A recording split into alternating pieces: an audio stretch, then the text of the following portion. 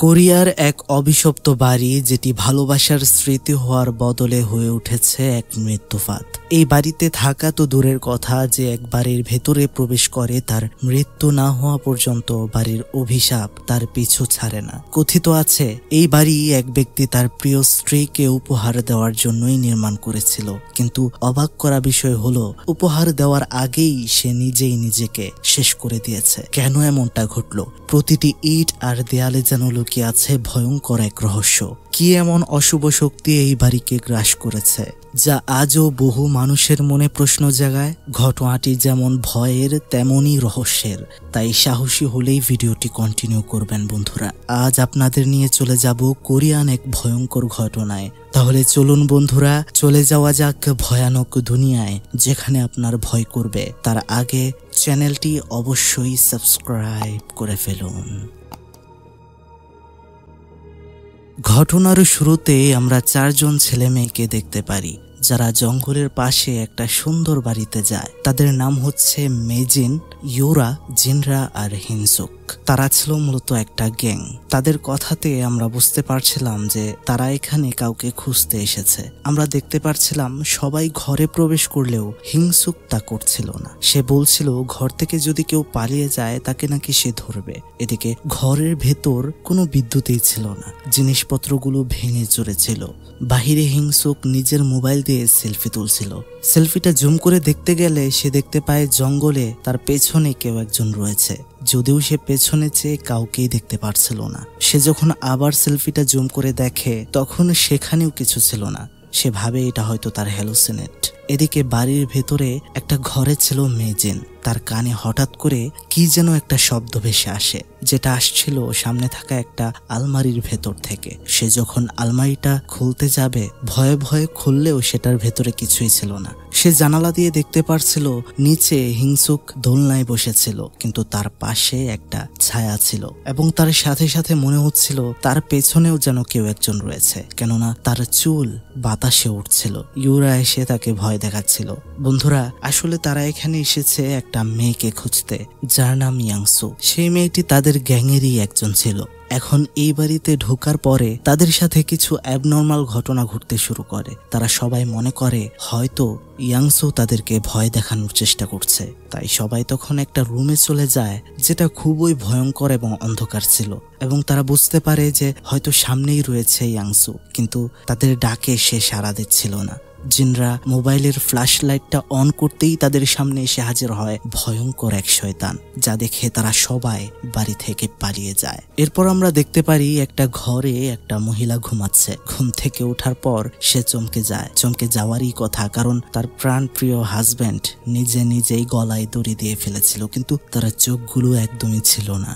মেয়েটা তো এটা দেখে খুবই ভয় পেয়ে যায় এবং বাকরুদ্ধ হয়ে যায়। বন্ধুরা, মেয়েটার নাম সুহে, আর তার হাজব্যান্ড যে মারা গেল তার নাম ছিল চ্যাংসু। আমরা দেখতে পারছিলাম চ্যাংসু মারা যাওয়াতে সুহি অনেকটা ডিপ্রেসড হয়ে গিয়েছিল। সেখানে তখন একটা লোক আসে, যে ছিল একজন ডিটেকটিভ, যার পার্সের ভেতর থেকে আমরা সেই ছেলে মেয়ের ছবিগুলো দেখতে পারছিলাম, যাদেরকে আমরা একটু আগেই একটা বাড়িতে দেখতে পেলাম। সে হয়তো কোনো কারণে তাদেরকে খুঁজছে। ডিটেকটিভ চলে আসে সুহির কাছে, কেননা ডিটেকটিভের মনে হচ্ছিল চ্যাংসুর মৃত্যুটা স্বাভাবিক নয়। কিন্তু যদিও তার স্ত্রী ডিটেকটিভকে বলছিল তার হাজব্যান্ড আত্মহত্যাই করেছে হয়তো, কেননা তার হাজব্যান্ডের নাকি কোনো সূত্র ছিল না, কিন্তু তাও ডিটেকটিভ তাকে বলছিল যে চ্যাংসুর মৃত্যু দেখে তার এটাই মনে হচ্ছে যে কেউ তাকে মেরেছে। কিন্তু তখনই সেখানে আমরা দেখতে পারি সুহির বোন হাইরান আর তার হাজব্যান্ড চ্যাংসুর বোন, তাদের দুজনের মধ্যে তর্কাতর্কি হচ্ছিল। চ্যাংসুর বোন সুহির বোন হাইরানকে বলছিল, তোর বোনের কারণেই আমার ভাই মারা গিয়েছে, তোর বোন আমার ভাইয়ের জন্য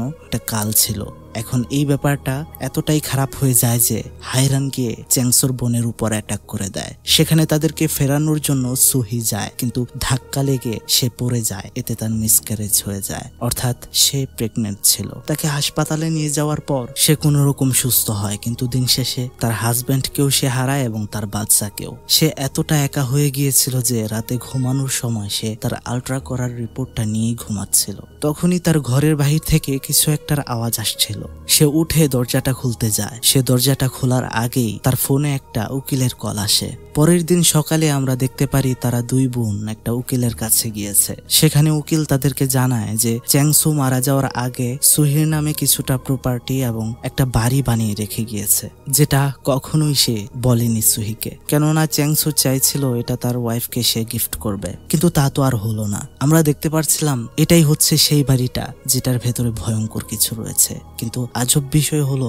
সেই উকিলও তাকে মানা করছিল আর বলছিল এই ঘরটা বেচে দেওয়ার জন্য, এখানে না থাকতে। সে তাকে একটা ছবি দেয় যেখানে দেখা যাচ্ছিল সেই বাড়ির জানালার মধ্যে কারো একটা প্রতিচ্ছবি দেখা যাচ্ছে। উকিল বলছিল সেই বাড়িটা নাকি অভিশপ্ত হয়ে গেছে। এদিকে আমরা দেখতে পাচ্ছিলাম সেই বাড়ির দিকে উকি ঝুঁকি মারছিল একটা লোক, তার নাম ছিল জাং। সেখানে সে মুখ দিয়ে শীষ বাজাচ্ছিল আর এতে পরিবেশটা কেমন যেন একটা ভুতুরে হয়ে উঠছিল। আমরা বুঝতে পারছিলাম সে হয়তো এই বাড়ির বিষয়ে অনেক কিছুই জানে। সে ওখান থেকে ফেরার সময় আমরা দেখতে পাই সেখানে চ্যাংসুর ওয়াইফ সুহি আর তার বোন হাইরান এই বাড়িতে প্রবেশ করেছে। সুহি এই বাড়িটা দেখার পর অনেক আবেগে আপ্লুত হয়ে যায়, কেননা তার স্বপ্নের বাড়ি এটা। সে সব সময় চাইতো এমন একটা বাড়ি হোক তার, যেটা তার হাজব্যান্ড তার জন্য বানিয়ে গিয়েছে। সে এমন একটা বাড়ি চেয়েছিল যেখানে বাড়ির উঠোনে থাকবে বাগান, দোলনা থাকবে। বাগানটার নাম তার হাজব্যান্ড দিয়েছিল স্প্রিং গার্ডেন। তো তারা বাড়ির ভেতরে প্রবেশ করার পর দেখতে পায় সেখানে একটা ফুলের টব ভেঙে পড়ে রয়েছে। তারা ভাবে ঘরের ভেতরে হয়তো কোনো মেয়ে বা কেউ প্রবেশ করেছিল, তাই সেটা ফটোতে এসেছে। এখানে ভূত প্রেত বলতে কিছু নেই, কারণ বাড়িটা তো একদমই নতুন। সহি সেই বাড়িটা পুরো ঘুরে দেখছিল এবং তাদের ভবিষ্যতে আসা বাচ্চার জন্য বানানো রুমটাতেও সে যায়। ভাগ্যের কি পরিহাস, তার হাজব্যান্ডও আজ নেই আর তার বাচ্চাটাও মারা গিয়েছে। আমরা দেখতে পারছিলাম বাচ্চার খাটের নিচে রক্তের একটা ফোঁটা ছিল, যেটা একদমই স্বাভাবিক না। সে যখনই বাড়িটা সম্পূর্ণ দেখে আবার নিজেদের বাড়িতে ফিরতে যাবে, ঠিক তখনই সে আবারও বাড়ির দিকে চোখ বুলাতেই সেখানে দেখতে পারে উপরে জানালার কাছে একটা মেয়ে দাঁড়িয়ে রয়েছে। সে তৎক্ষণাৎ সেখানে দৌড়ে উপরে যায় এবং ভেতরে গিয়ে দেখতে পারে আশ্চর্য বিষয়। সেটা হলো সেখানে কোনো মেয়ে ছিল না, ছিল একটা ছেলে দাঁড়িয়ে। সে সামনে আগাতে যাবে, কিন্তু একটা দমকা হাওয়া তার শরীরে এসে আঘাত করে আর সে জ্ঞান হারায়। সে একজন মনোরোগ বিশেষজ্ঞের কাছে যায় তার বোনের কথাতে, যে তাকে বলে তোমার জীবন থেকে এই কয়দিনে অনেক কিছু তুমি হারিয়েছো, যে কারণে হয়তো তোমার ব্রেন হ্যালোসিনেট করছে। এসব মনের ভুল ছাড়া কিছুই নয়। কিন্তু তাও সহির মনে হচ্ছিল কেন যেন তার হাজবেন্ডের মৃত্যুর রহস্য যেন রয়ে গিয়েছে এই বাড়িতে। এটা সে তার বোনকে বলছিল আর সে ফয়সালা করে যে সেই বাড়িতে গিয়ে এখন থেকে সে থাকতে শুরু করবে। এদিকে আমরা একটা মেয়েকে দেখতে পাচ্ছিলাম যাকে শিকল দিয়ে আটকে রাখা হয়েছে একটা বদ্ধ ঘরে। সে কাঁথা মুড়ি দিয়ে বসেছিল। তার অবস্থা বেশি একটা ভালো না। সে কে তা আমরা ধীরে ধীরেই জানতে পারবো। এর পরের দিন আমরা দেখতে পারছিলাম সব জিনিসপত্র নিয়ে শিফট হয় সুহি তার স্বপ্নের বাড়িতে, এবং সেখানে সে একা থাকবে না, তাই জন্য তার বোন হায়রানের পরিবারকে সেখানে সে নিয়ে আসার চিন্তা করে। সেদিন রাতে যখন সে রান্না করছিল তখন একটা ডিম ভাঙার সময় ডিম থেকে বেরিয়ে আসে একটা মরা মুরগির বাচ্চা, যেটা দেখে তার বমি হতে শুরু করে, যদিও এটা স্বাভাবিকভাবেই নেয় সে। আমরা দেখতে পারছিলাম সেদিন সন্ধ্যায় তার বোন হায়রান এবং তার হাজব্যান্ড এবং বাচ্চাদের নিয়ে আসে, যাদের নাম কিম আর সান। তারা খাওয়া দাওয়া করার সময় কিম আর সান দুজন চলে যায় বাহিরে দোলনাতে। সেখানে গিয়ে তারা ফুর্তি করছিল। সেখানে বাগানের কাছ থেকে এক অদ্ভুত ধরনের আওয়াজ শুনতে পারছিল ছোট্ট মেয়ে সান। সে সেটা দেখার জন্য এগিয়ে গেলে সে দেখতে পারে এমন এক জিনিস যা আসলে দেখা যাচ্ছিল না, কিন্তু স্পষ্ট বোঝা যাচ্ছিল যে এখানে কেউ রয়েছে। শুধু দেখা যাচ্ছিল তার নিঃশ্বাস প্রশ্বাসের বের হয়ে আসা ধোঁয়া। সে যখন ওইদিকে হাত বাড়ায় আর একটা হেঁচকা টান দেয় তার হাত ধরে, তার চিৎকারে সবাই সেখানে পৌঁছায়। সবাই এসে দেখতে পারে সে ভয়ে কান্না করছিল। সান বলছিল বাগানের গাছগুলোর সামনে যেতেই কেউ যেন তার হাত ধরে টান দিয়েছে। সেদিন রাতে আমরা দেখতে পারছিলাম হায়রান তার ফ্যামিলি নিয়ে গাড়ি করে তার বাড়িতে রওনা দিচ্ছিল। সেখানে সানের হাতে সে দেখতে পারছিল একটা দাগ, যেটা ছিল মানুষের হাতের। কেউ যখন শক্ত করে বেশিক্ষণ ধরে রাখে তখন যে ছাপটা হয় ঠিক তেমন। এটা দেখে সে চিন্তিত হয়ে যায়, কেননা সুহি সেই বাড়িতে একা থাকে। এবং সুহি যখন দাঁত ব্রাশ করছিল তখনও তার হাতের মধ্যে সেই দাগটা সে দেখতে পায়। সে বুঝতে পারছিল না দাগটা কোথা থেকে এসেছে। রাতে যখন সে বসে কাজ করছিল তখন ল্যাপটপের মধ্যে একটা বাচ্চার ভ্রমের ভিডিও চলে আসে। আসে। কিছু বুঝে ওঠার আগেই সেই বাচ্চাটা সেখানেই ফেটে যায় আর তার রক্ত সহির সারা শরীরে এসে লেগে যায়। সে অনেক ভয় পেয়ে জেগে যায়, অর্থাৎ এটা একটা স্বপ্ন ছিল। তখন সে ছাদের দিকে তাকাতে সেখানে রক্তের একটা স্তূপ দেখতে পায়। তার সন্দেহ বাড়ে এবং সে উপরের তলাতে বাচ্চার বিছানার নিচে গিয়ে চেক করে, কিন্তু সেখানে তেমন কিছুই ছিল না।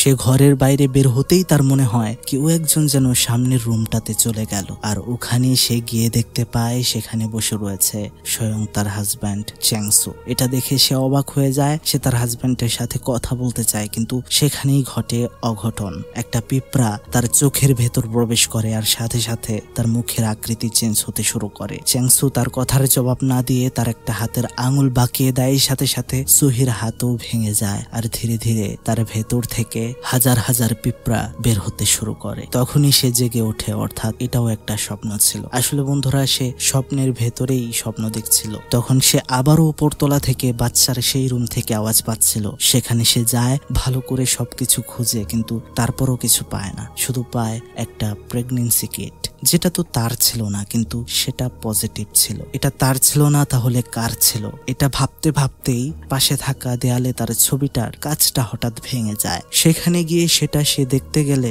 ছবির পেছন থেকে আরো একটা ছবি বের হয়ে আসে, যেটা ছিল একটা মেয়ের। সেই মেয়েটির পোশাক আশাক দেখে মনে হচ্ছিল সে হয়তো কোনো হাই স্কুলের ছাত্রী। সহি বুঝতে পারে সেই মেয়ের অবশ্যই কোনো সম্পর্ক রয়েছে এই বাড়ির সাথে, এবং সেটা বের করার জন্য সে বের হয়ে পড়ে। সে চলে যায় এই বাড়ির পাশেই স্কুলে, যে স্কুলের ইউনিফর্মটা ছবিতে থাকা মেয়েটার ড্রেসটার সাথে একদম মিলে যায়। এ বিষয়ে যখন সে স্কুলের ভেতরে থাকা এমপ্লয়ীদের সাথে কথা বলে, কোনো ইনফরমেশন সে বের করতে পারে না, কারণ স্কুল থেকে বাচ্চাদের ইনফরমেশন কালেক্ট করা যায় না তাদের আপনজন না হলে। সহি আরো ছাত্রছাত্রীদের কাছেও গিয়ে এই বিষয়ে জিজ্ঞেস করে, কিন্তু তারাও কিছু যেন বলতে চাইছিল না। এদিকে আমরা সেই বাড়ির পাশে জাং লোকটাকে দেখতে পাই, যে কিনা একটা বেল নিয়ে এসেছিল সেখানে, আর কিছু একটা মন্ত্র জপ করে সেখানে একটা গর্ত করে সেটার ভেতর কাফনের কাপড় দিয়ে মোড়ানো কিছু একটা পুঁতে দেয়। যদিও সেখানে সেটা দেখে ফেলে সুহির বোন হায়রান, যেটা দেখতে পেয়ে সে খুবই সন্দেহ করতে শুরু করে লোকটিকে এবং বলে, তুমি কে? এখানে কেন এসেছো? চলে যাও। জাং তখন তার একটা কার্ড বের করে আর বলে, আমাকে তোমাদের অনেক দরকার পড়বে, এটা নিয়ে রাখো আর আমার কাছে এসো। আর সে সেটাও বলে যে এই বাড়ি থেকে তোমরা চলে যাও যত দ্রুত সম্ভব, নয়তো মারা পড়বে। এটা শুনে তো অনেকটা ভয় পেয়ে যায় হায়রান। আর অন্যদিকে সুহি চলে যায় সেই ডিটেকটিভের কাছে, যে বলেছিল তার হাজবেন্ডের মৃত্যু স্বাভাবিক নয়। সেখানে গিয়ে সে হাই স্কুলের মেয়েটার ছবি দেয় তাকে, যেটা সে তার ঘরের ভেতরে ছবির পেছনে পেয়েছিল।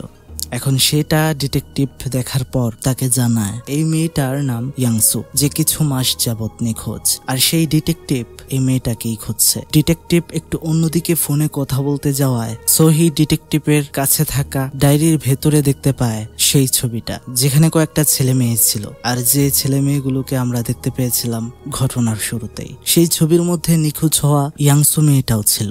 আর সেই ডায়েরির ভেতরে সেই ছেলে মেয়েগুলোর প্রত্যেকের নাম লেখা ছিল, যেগুলো খুব দ্রুত করে সহি তার মোবাইলে তুলে নেয়। তখন সহি চলে যায় সেই লোকেশনে যেখানে বসে এই ছবিটা তোলা হয়েছিল। সেখানে যাওয়ার পর সে ছবির ভেতরে থাকা দুইজন ব্যক্তিকে খুঁজে পায়, ইয়োরা আর হিংসুককে। তাদের কাছে গিয়ে সে নিখোঁজ মেয়েটা অর্থাৎ ইয়াংসুর ছবি দেখায় আর এই বিষয়ে জিজ্ঞেস করে, কিন্তু সেখানে ইউরা চলে আসে আর হিংসুককে নিয়ে সেখান থেকে চলে যেতে চায়, কিছুই বলে না। তারা এত দ্রুত বাইক চালাচ্ছিল যে কারণে রাস্তার মধ্যেই তাদের ভয়ানক দুর্ঘটনা ঘটে, এতে তারা দুজনেই মারা যায়। এখন তারা কেন এত ভয় পেল এই মেয়ের বিষয়ে জিজ্ঞেস করতে, এটা একটা রহস্য যেটার জট খুলবে ঘটনার সামনে এগুলোই। ছেলে মেয়ে দুইটা মারা যাওয়ার সাথে সাথেই আমরা দেখতে পাচ্ছিলাম জাং লোকটার নাক দিয়ে রক্ত পড়ছিল, আর তার ভেতরে থাকা এক অদ্ভুত পাওয়ারে সে বুঝেও যায় যে সেই গ্যাং এর মধ্যে দুইজনের মৃত্যু হয়ে গিয়েছে। এতে আমরা বুঝতে পারি সে একজন শেমান অথবা কবিরাজ। এদিকে আমরা দেখতে পারি সেই গ্রুপের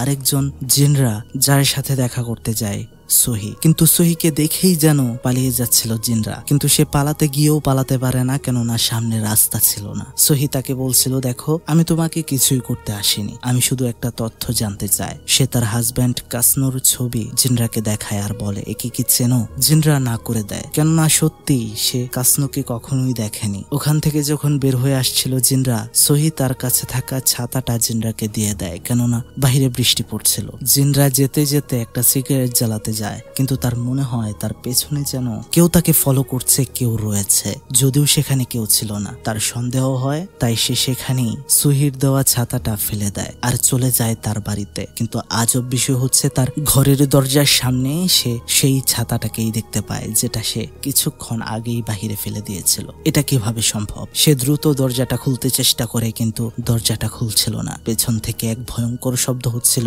সে পেছনে চাইতেই দেখতে পায় একটা ভয়ঙ্কর শয়তান।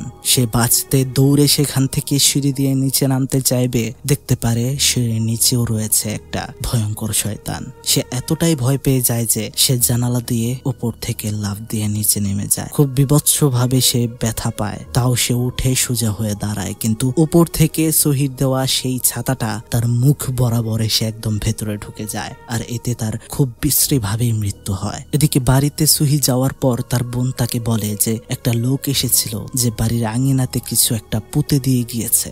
সহি তখন ঘুরে সেটা বের করে। সেই পুটলাটা খোলার পর ভেতর থেকে খুব বিশ্রী একটা গন্ধ বের হচ্ছিল। সেখানে অনেক পোকামাকড় ছিল, সেখান থেকে কিছু চুল বের হয়ে আসছিল, যেটা দেখে তারা খুবই ভয় পেয়ে যায়। মনে করে তাদেরকে সেই লোক মনে হয় কালো জাদু করেছে। সে সরাসরি কল দেয় সেই লোকটিকে আর উল্টাপাল্টা বলতে শুরু করে, কিন্তু সেই জাঙ্ক লোকটা তাদেরকে শুধু বলছিল, বাঁচতে চাইলে এই বাড়ি থেকে তোমরা বের হয়ে যাও। অন্যদিকে আমরা দেখতে পাচ্ছিলাম ডিটেকটিভ জিনরার লাশের কাছে গিয়ে পৌঁছায়, আর অন্ধকারে সেই বাড়ির ভেতরে আমরা একটা অবয়বকেও দেখতে পাচ্ছিলাম। এর পরের দিন সকাল থেকেই আমরা দেখতে পারি ডিটেকটিভ সহির উপর নজর রাখছে, তাকে ফলো করছিল, কেননা এখন পর্যন্ত প্রায় 4 জন মানুষের মৃত্যু হয়েছে। সহির হাজব্যান্ড চ্যাংসু আর সেই গ্যাংয়েরই 3 জন ছেলে মেয়ের। ডিটেকটিভ মনে করছিল হয়তো সুহি এসব মৃত্যুর পিছনে জড়িত রয়েছে। সেই 4 জনের মধ্যে বেঁচে ছিল মাত্র একজন, যার নাম মিজাং। এবার সহি তার সাথে দেখা করার জন্যই তার বাড়িতে গিয়েছে।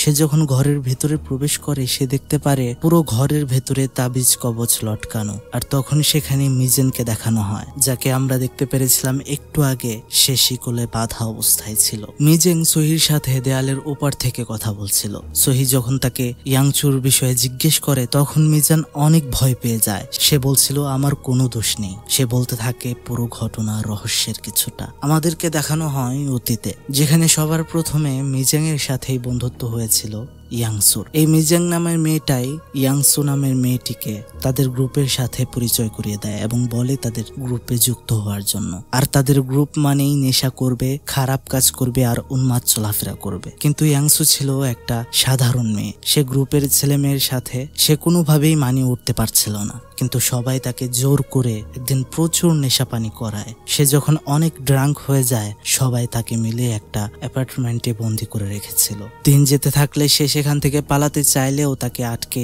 মারা হয় এবং বাকিরা সবাই মিলে তার দেহকে বিক্রি করে দেয় আর সেখান থেকে পয়সা রোজগার করে। এমন ঘটনা শুনে খুবই খারাপ লাগছিল সহির। সেখানে মিজেং তাকে বলছিল, আমরা তো শুধু চাইছিলাম তাকে আমাদের মতো বানাতে। মিজেং আরো বলে সে আমাদের থেকে পালিয়ে চলে গিয়েছিল। শেষ টাইমে সে একটা বাড়ির ভেতরে উঠেছিল। মিজাং বলছিল সেই বাড়িটাতে নাকি সবাই গিয়েছিল, তারা সেই বাড়িটাতে নাকি এখনো পালিয়ে রয়েছে ইয়াংসু। সহি তখন তাবিজ কবচ সরিয়ে মিজাংকে বের করে, যার খুবই খারাপ অবস্থা ছিল। সে শিকল দিয়ে বাঁধা অবস্থায় ছিল। এখন এখানে সুহি একটা ছবি দেখতে পায়, যে ছবিতে মিজাং এর সাথে জাংক লোকটি ছিল। সহি বুঝতে পারে যে মিজাং হচ্ছে জাং এর মেয়ে। এখন কেন মিজাংকে তার বাবা এখানে আটকে রেখেছে এভাবে তাবিজ কবচের ভেতরে, তা আমরা একটু পরেই জানতে পারবো এবং শেষে খোলাসা করব। তখনই সেখানে ঘটে বিপত্তি। সেখানে সহির ভেতর কি যেন একটা ভয়ঙ্কর শক্তি প্রবেশ করে আর সেটা মারতে চাচ্ছিল মিজাংকে। তখনই সেখানে ডিটেকটিভ লোকটা চলে আসে এবং তাকে আটকায়। এদিকে সেই বাড়ির মধ্যে হায়রান তার ছোট্ট মেয়ে সানের সাথেই ছিল, কিন্তু হঠাৎ করে মেয়েটা কিছু একটা যেন দেখে খুবই খুশি হয়ে যায় এবং কোনো এক অদৃশ্য জিনিসের সাথে সে চলে যায় বাড়ির বেসমেন্টে। এদিকে আমরা দেখতে পারছিলাম সেই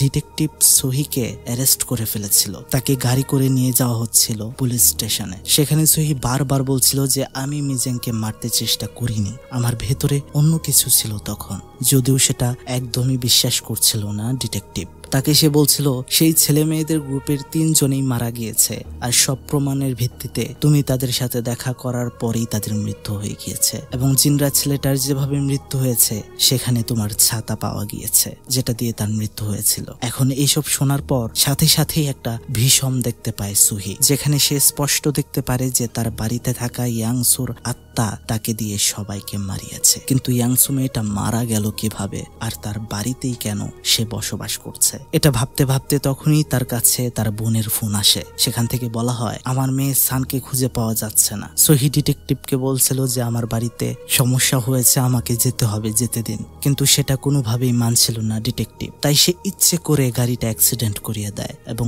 বাড়ির দিকে যায়। এদিকে আমরা দেখতে পাচ্ছিলাম সেই বাড়ির বেসমেন্টের ভেতরে সান সোফাতে শুয়েছিল। সেখানে হায়রান আসে, মানে তার মা। কিন্তু তার মায়ের কথাগুলো কেমন অদ্ভুত শোনাচ্ছিল।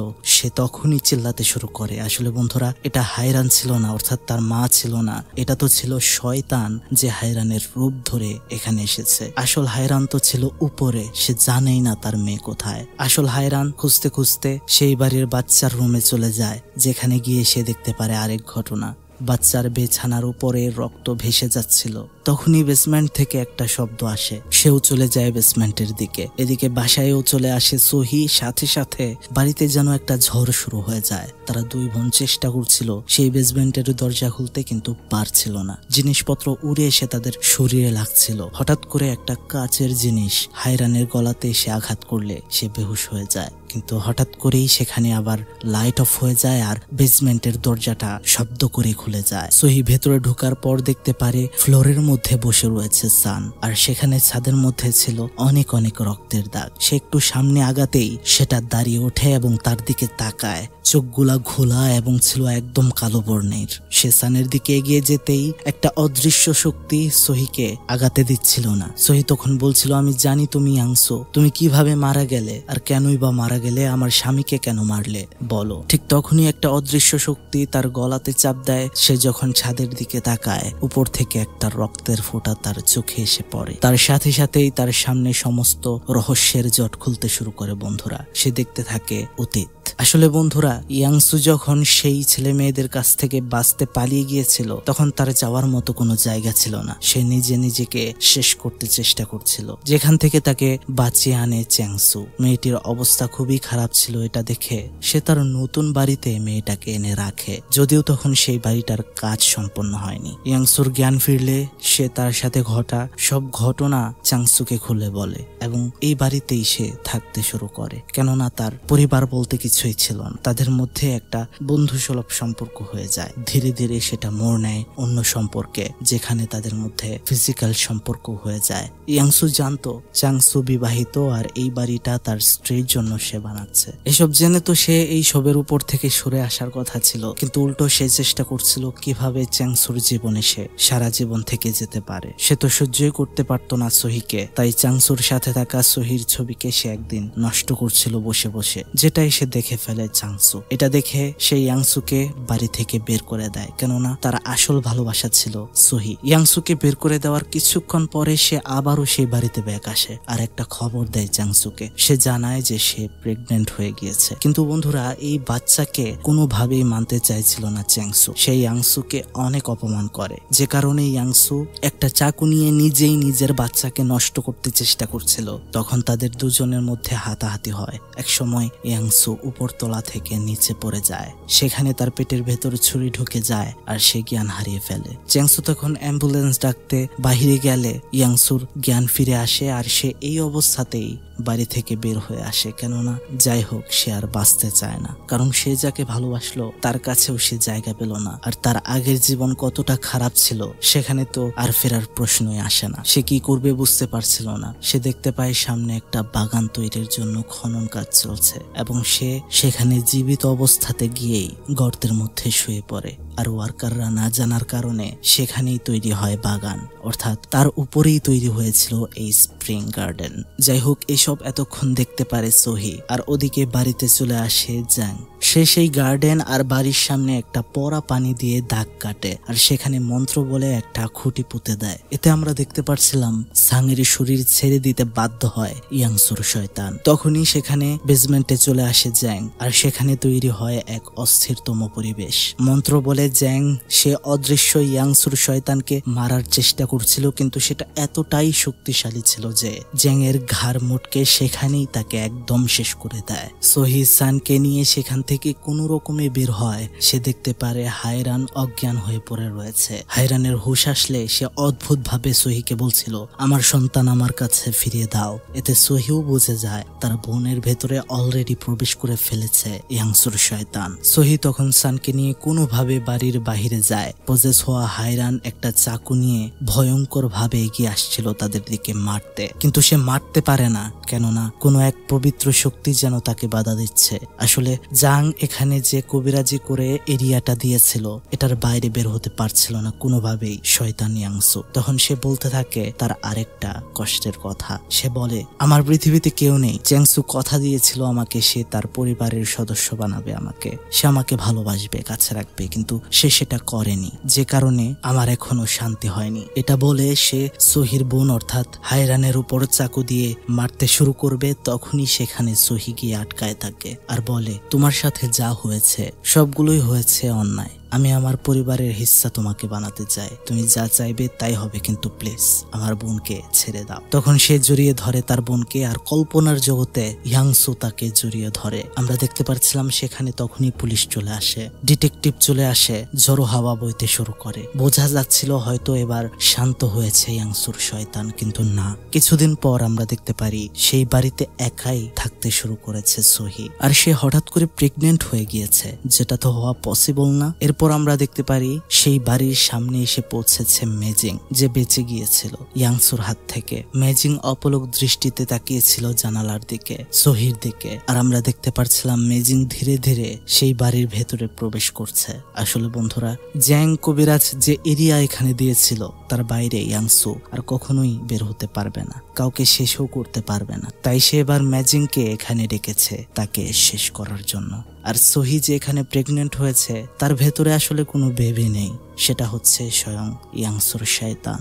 এখন প্রশ্ন আসতে পারে সে কেন সোহির ভেতরে? কারণ হলো সে বেঁচে থাকতে তার কোনো পরিবার ছিল না, আর সোহির হাজবেন্ড চ্যাংসো তাকে কথা দিয়েছিল পরিবারের হিস্সা বানাবে, যা সে করেনি। আর কথা না রাখার পরিণতি কি হয়েছে তা তো আমরা দেখতেই পেয়েছিলাম। আর ঘটনার শেষে তো আমরা দেখতে পেয়েছিলাম যে সোহি তাকে কথা দিয়েছে যে আমি তোমাকে আমাদের পরিবারের সদস্য অথবা হিস্সা বানাবো। আর বন্ধুরা, যারা অন্যায় করেছিল সবাইকে সে সাজা দিয়েছে, মেরেছে, কিন্তু সে ম্যাজিংকে মারতে পারেনি, কারণ তার বাবা জ্যাং তাকে প্রোটেক্ট করেছিল কবিরাজের মাধ্যমে। তাকে ঘরে এই কারণেই বন্দী করেছিল যে যেন তার মেয়ের উপর ইয়াংসু কখনো আঘাত আনতে না পারে। এটাই ছিল ঘটনা। আর বন্ধুরা, এটা কিন্তু কোনো বানোয়াট ঘটনা নয়, এটা ছিল কোরিয়ান একদম সত্যি ঘটনা। এই বাড়িটিও রয়েছে, এখনো রয়েছে, যেটা বর্তমানে একটা রেস্টুরেন্টে পরিণত হয়েছে, এবং কি এই বাড়ির মালিকটাও মারা গিয়েছিল গলায় দড়ি দিয়ে, আর বেশ কিছুদিন পর তার স্ত্রীও মারা গিয়েছিল খুব অদ্ভুত কারণে। আশা করছি বন্ধুরা ঘটনাটি আপনারা বুঝতে পেরেছেন। কেমন লাগলো আজকে আপনাদের ভিডিও তা কিন্তু অবশ্যই কমেন্ট বক্সে জানাতে একদমই ভুলবেন না। ভালো লাগলে অবশ্যই লাইক করবেন, চ্যানেলটি সাবস্ক্রাইব করে দেবেন এবং সুন্দর একটা কমেন্ট করতেও ভুলবেন না। আজকের মতো বিদায় নিচ্ছি। এতক্ষণ আপনাদের সাথে ভিডিও জুড়ে ছিলাম শুভ শেখ, আর আপনারা দেখছিলেন প্রেতালাপ। ভালো থাকবেন সবাই, ভালো রাখবেন সবাইকে। আল্লাহ হাফেজ, আসসালামু আলাইকুম।